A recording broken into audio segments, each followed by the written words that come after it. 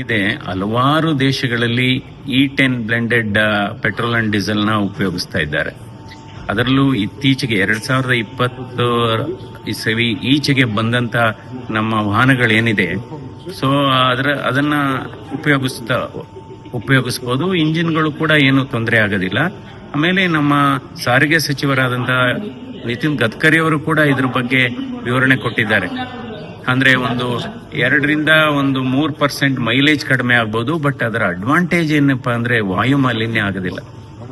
ಇವತ್ತು ವಾಯು ಮಾಲಿನ್ಯ ಬಹಳ ಒಂದು ಹೈ ರಿಸ್ಕ್ ಫ್ಯಾಕ್ಟರ್ ಆಗಿದೆ.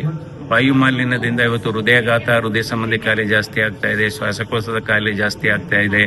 ಅದರಿಂದ ಇವನ್ ಗರ್ಭಿಣಿ ಹೆಂಗಸರ ಮೇಲೆ ಪರಿಣಾಮ ಬೀರಿ ಅದರಲ್ಲಿ ಅವರಲ್ಲಿ ಮಿಸ್ಕ್ಯಾರೇಜ್ ಆಗೋದು, ಹುಟ್ಟುವ ಮಕ್ಕಳು ತೂಕ ಕಡಿಮೆ ಆಗೋದು.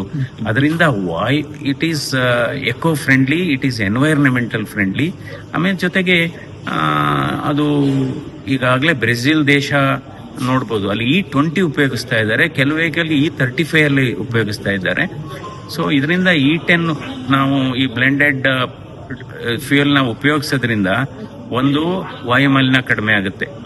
ಎರಡನೇದು, ರೈತರಿಗೂ ಸಹಾಯ ಆಗುತ್ತೆ.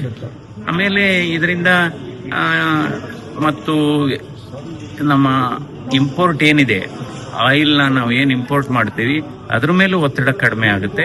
ಸೊ ಇದನ್ನ ನಾವು ವೈಜ್ಞಾನಿಕವಾಗಿ ಇದನ್ನ ಸ್ವಾಗತಿಸಬೇಕು.